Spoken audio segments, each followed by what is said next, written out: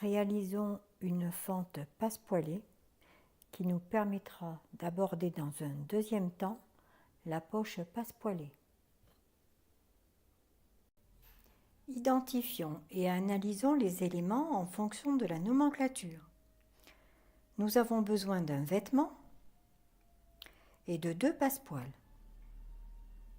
Sur l'endroit du vêtement, on y trouve 4 pointages et un axe. Les 2 pointages supérieurs correspondent au début et fin de piqûre du plaquage du passepoil supérieur. Les 2 pointages inférieurs correspondent au début et fin de piqûre du plaquage du passepoil inférieur. L'axe médian permettant de positionner les passepoils sur le tissu. Sur les 2 passepoils, sur l'endroit des passepoils, on y trouve bien le début et fin de piqûre par les pointages, les axes médians, mais également des crans sur les côtés, permettant de plier les passepoils en 2. Plier les passepoils au cran, envers contre envers, donc endroit dessus, bord coupé, bord à bord.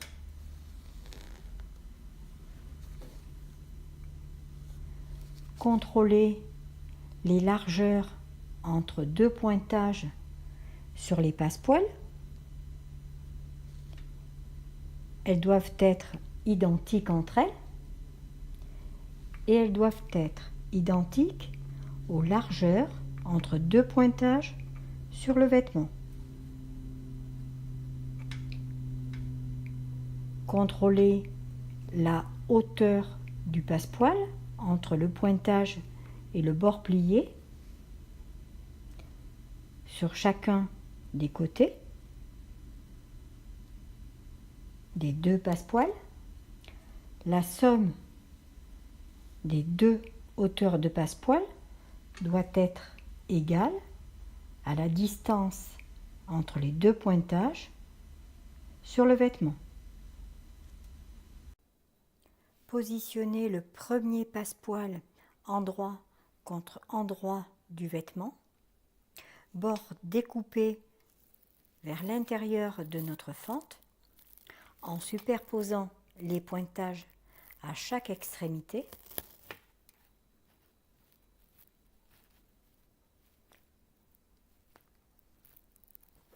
Que je maintiens avec une épingle.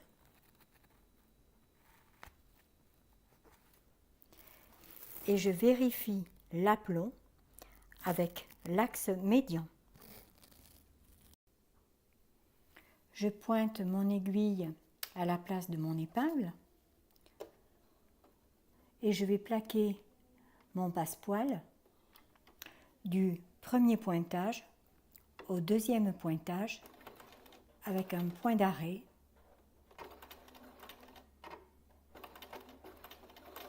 début et fin.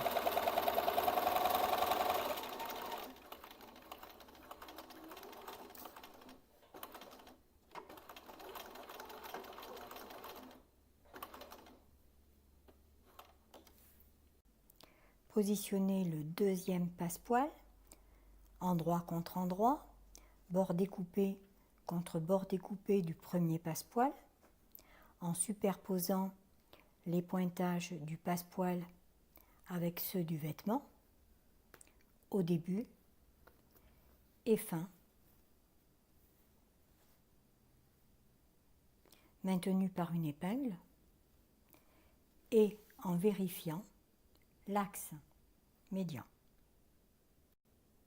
Plaquez le deuxième passepoil, positionnez l'aiguille au premier pointage,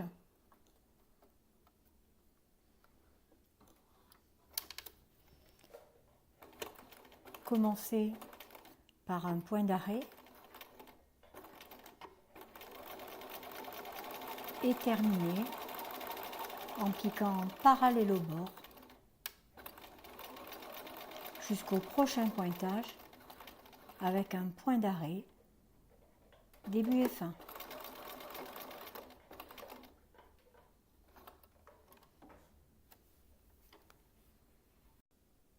Contrôlez sur l'envers la platitude des lignes de couture,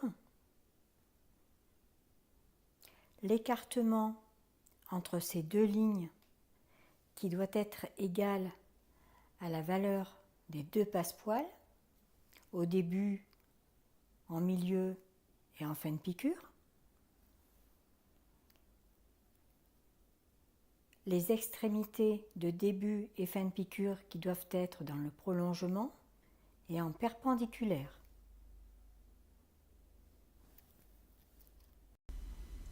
Fendre sur l'envers en commençant par le milieu de la largeur de la fente et entre les deux passepoils,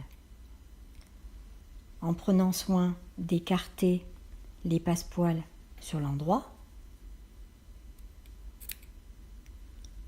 et en s'arrêtant à environ 1 cm des débuts et fins de piqûre. Puis continuer en direction de ces fins de piqûre, s'arrêter à un demi-millimètre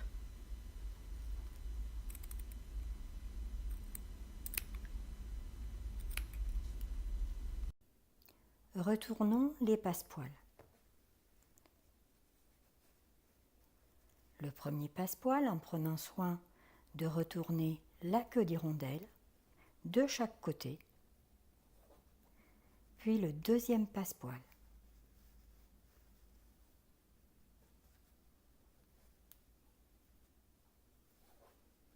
Ces passepoils viennent bord à bord. Et je repasse.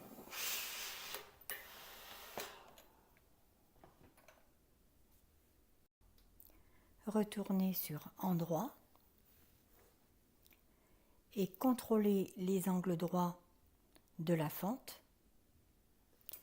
l'écartement des passepoils qui doit être bord à bord.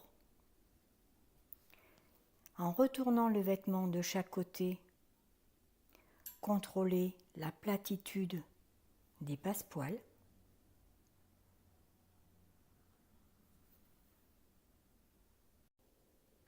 Exécutez des points d'arrêt sur la ligne de pliage obtenue au repassage pour maintenir la queue d'hirondelle sur les passepoils.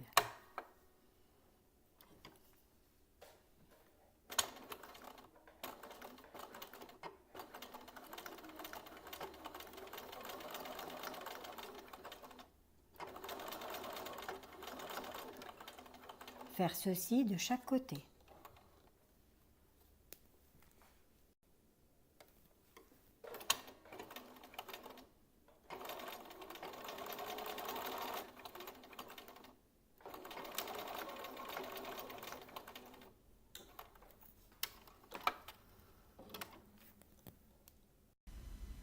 Contrôlez à nouveau sur l'endroit l'écartement entre les passepoils, leur largeur, leur platitude et les angles droits.